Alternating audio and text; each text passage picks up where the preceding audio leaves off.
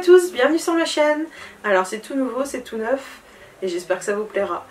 J'ai décidé de faire un petit vlog du coup tous les vendredis pour vous présenter les points forts et les découvertes de la semaine. Cette semaine au programme, je vous emmène dans ma bibliothèque pour découvrir 3 nouveautés. 3 livres qui viennent d'arriver dans ma bibliothèque à moi, pour les petits et les grands. Ensuite, je vous emmène dans l'antre des pirates. On a été manger dans un fabuleux restaurant qui nous a transportés dans le temps. Vous allez voir. Au programme juste ensuite, les fameux biscuits licornes que vous avez aperçus sur Instagram et dont vous êtes très nombreux à m'envoyer des messages pour avoir la recette. Juste après, nous irons à Plopsaland pour l'anniversaire de l'animatrice de Studio 100. Et nous finissons en beauté avec une sélection jeux. Peut-être une petite idée pour vos futurs cadeaux de Noël avec le fameux train Lego Duplo interactif. Je vous dis tout dessus. Et sur ce, je vous emmène dans ma bibliothèque. Bienvenue dans notre coin lecture. Donc aujourd'hui, j'ai décidé de vous présenter les livres de mes enfants. Les livres qu'on lit tous les jours. Donc là, cette semaine, j'ai craqué sur 2 petites nouveautés que je vais vous montrer. La première, c'est pour ma puce et pour mon grand aussi. C'est un livre qui parle des frères et sœurs, vaste sujet, jalousie, moi je t'aime plus, mais je t'adore. Donc ce livre, il est juste parfait.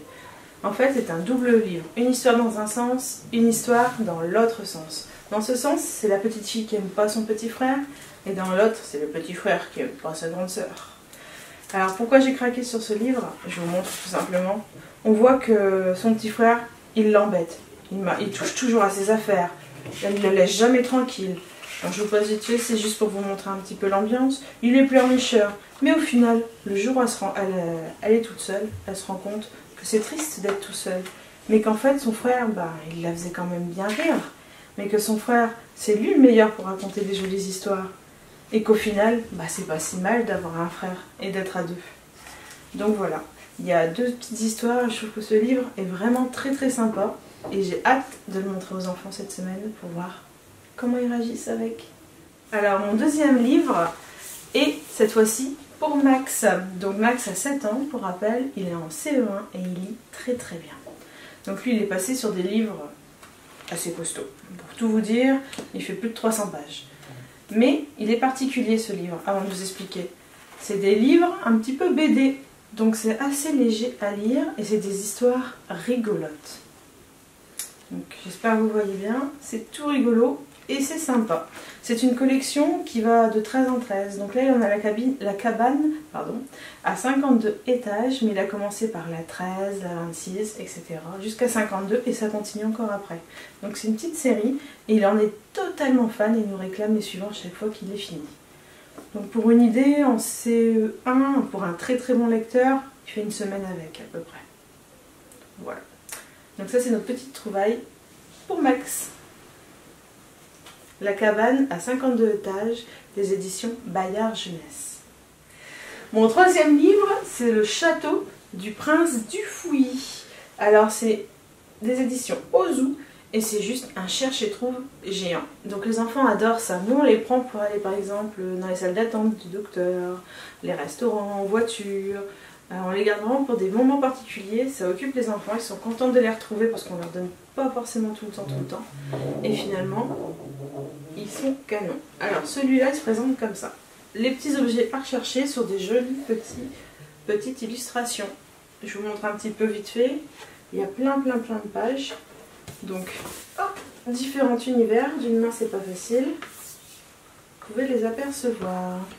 Avec les réponses à la fin. Mais il faut pas tricher.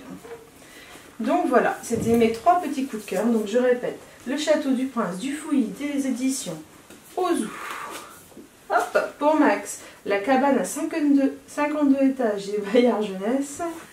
Et pour ma puce, c'était Frangin des éditions Père Fouettard. J'espère que ma petite sélection de livres vous a plu. En tous les cas, n'hésitez pas à laisser un petit commentaire. Ouais, vous avez déjà vu un vrai bateau? Un vrai bateau pirate? Non? Eh bien vous allez en voir à l'intérieur.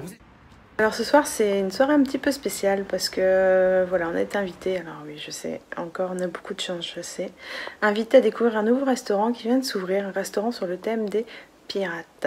Donc apparemment il y a de la décoration tout entièrement sur le thème. Donc bien entendu je vous emmène avec moi, je vous fais tout partager. Et puis si vous êtes du coin de passage à Lille, ça vous donnera peut-être un bon plan pour faire en famille.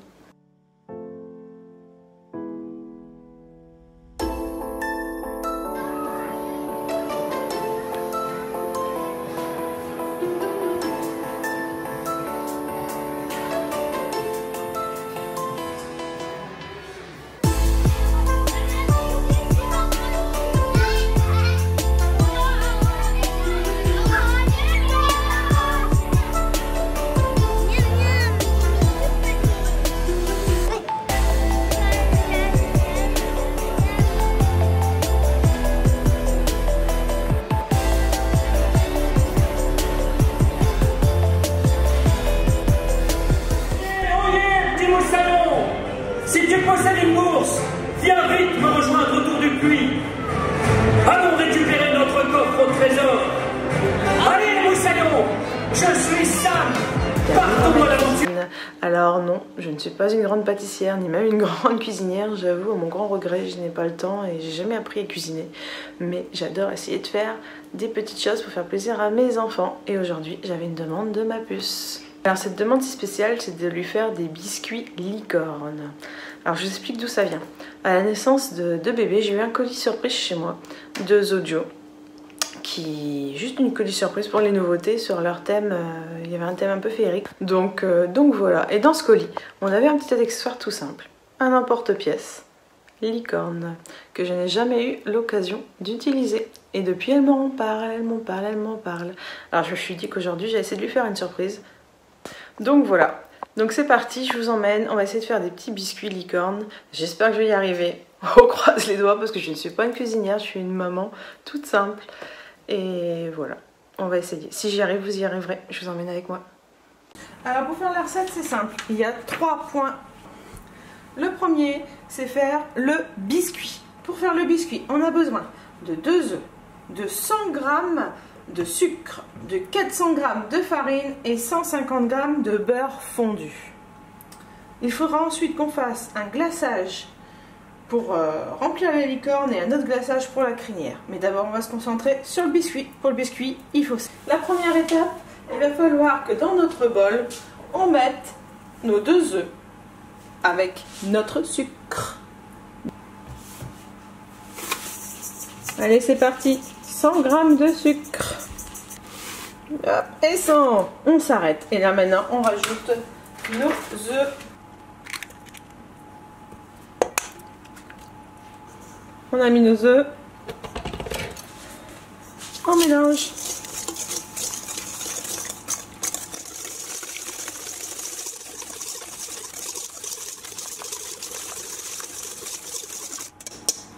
Une fois qu'on a notre mélange, il faut qu'on ajoute la farine.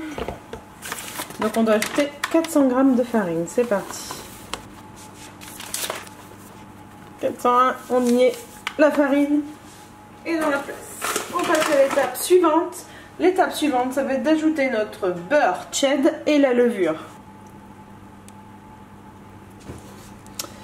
Donc là moi je mélange un petit peu pour bien que tout prenne bien, tout colle bien, mais après c'est la partie que j'aime un petit peu le moins. Je vous laisse deviner. Après il faut finir avec les mains pour bien malaxer la pâte. Parce qu'à un moment donné ça devient trop dur.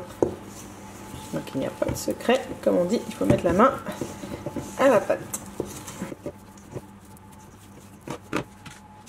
Une fois votre pâte bien malaxée, une belle petite boule homogène, vous devez l'étaler entre 2 feuilles de papier sulfurisé et la mettre au frigo 30 minutes.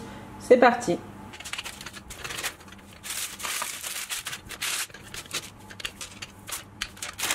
Donc ma pâte est étalée, je recouvre et je mets dans le frigo 30 minutes.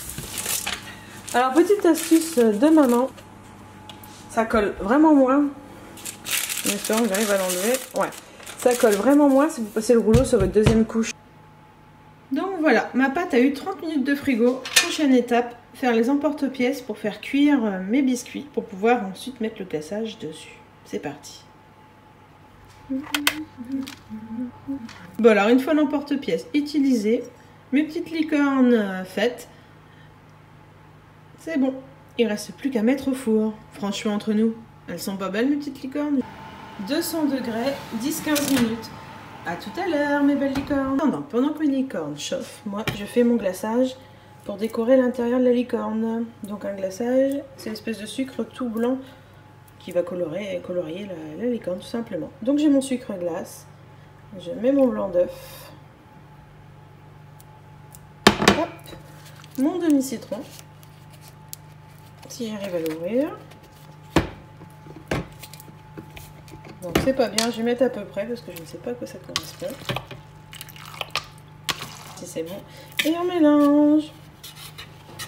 Bon voilà, j'ai préparé ma première glace royale pour l'intérieur des biscuits licorne. J'ai plus qu'à mettre dans ma poche à douille.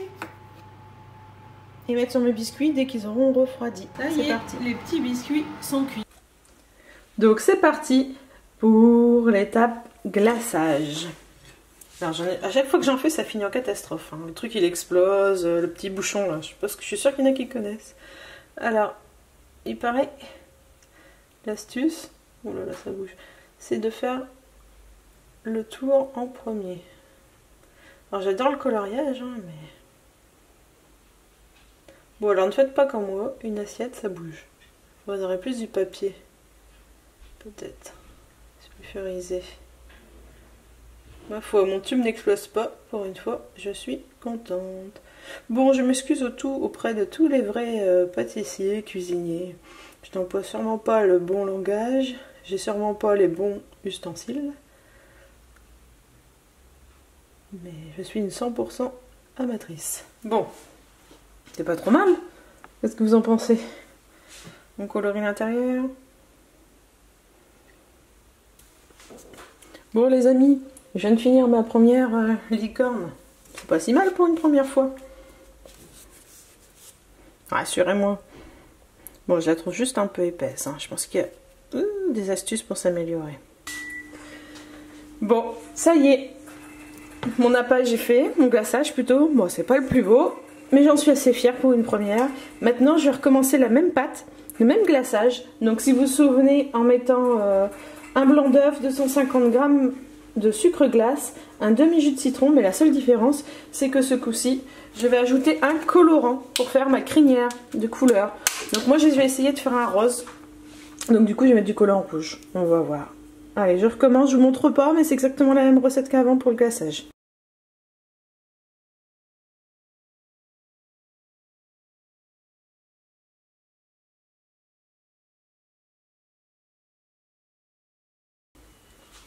Bon, voilà.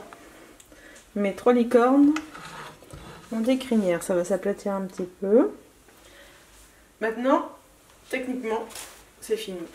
Il faut laisser un petit peu la glace royale sécher à l'air. Moi, je vais essayer de rajouter un petit peu de décoration. J'essaye et je vous montre après.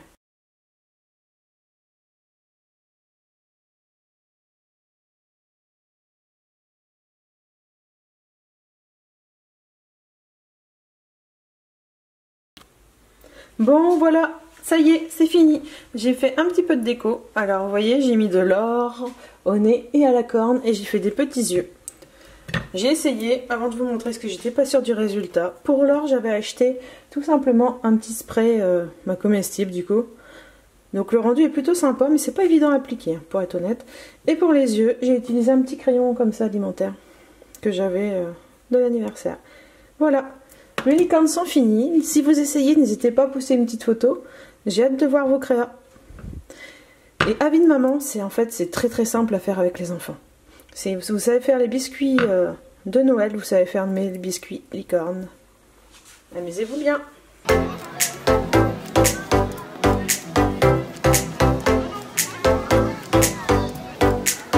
Coucou, on vous prend en direct de Plopsaland. Donc aujourd'hui on passe toute la journée pour l'anniversaire de Nathalie de Studio 100. On a été invités à profiter du parc et à voir les chouettes animations. On vous emmène avec nous?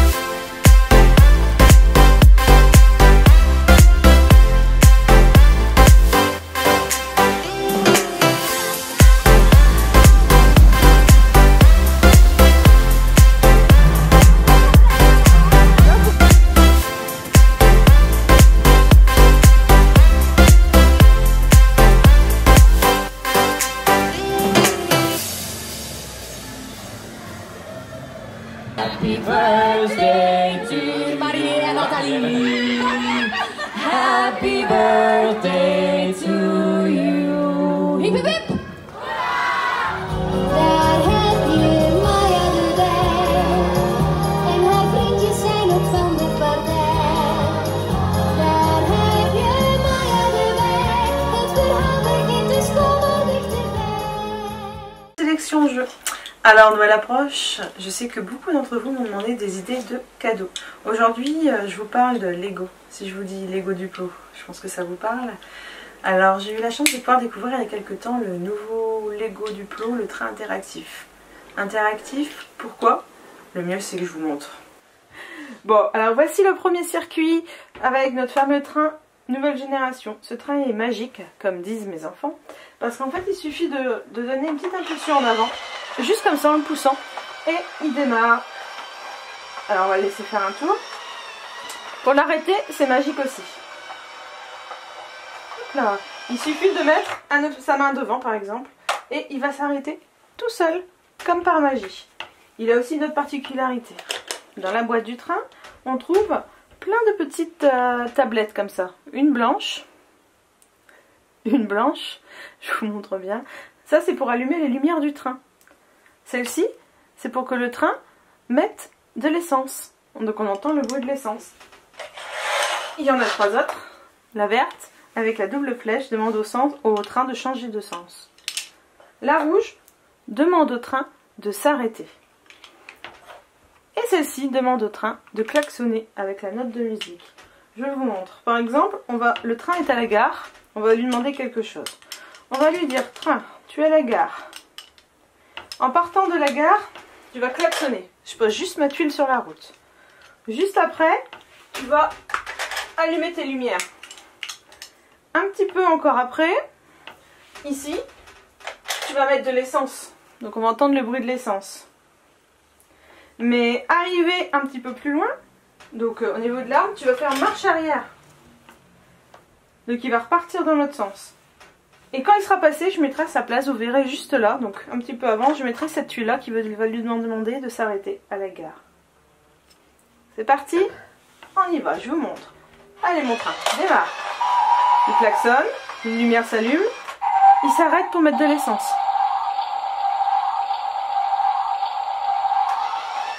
Et là, sur le vert, il va repartir en marche arrière. Moi, pendant ce temps-là, je mets la tuile qui lui demande de s'arrêter juste devant moi. La tuile rouge. Il remet de l'essence forcément. Là, il va éteindre ses lumières, reclaxonner et s'arrêter. Voilà, c'est magique. Donc, c'est un petit peu une initiation à la programmation pour les petits. Et la deuxième particularité de ce train, c'est que grâce à votre téléphone ou à votre tablette, vous allez pouvoir commander le train avec l'application et lui donner exactement les mêmes ordres que les petites tablettes. Donc c'est assez intéressant, c'est un jeu assez évolutif pour les enfants. Et la chose que j'aime beaucoup, c'est que les rails sont compatibles avec les anciens jeux Lego. Donc en fait, si vous en avez déjà à la maison, vous pouvez faire un très très grand circuit. Donc voilà, c'était ma petite idée cadeau Noël. Donc ils disent de 5 ans. Ma puce a 5 ans, mon fils a 7 ans et il s'éclate encore bien avec ce petit jeu. Donc voilà, pour ceux qui demandent, c'est cette boîte avec la référence 10874. Bon, ça y est, le vlog de cette semaine est terminé. J'espère que ce nouveau format vous a beaucoup plu. N'hésitez pas à me le dire en commentaire, à vous abonner à ma chaîne YouTube, ça me ferait vraiment très plaisir. Et pourquoi pas à liker. En tous les cas, si vous voulez en savoir plus, vous avez encore le blog. Sur le blog, il y a plusieurs articles dont pourquoi c'est si dur de travailler chez soi avec des enfants. Mais aussi les secrets de mon sac de change. Ou encore nos vacances dans le sud et plein de choses. À bientôt!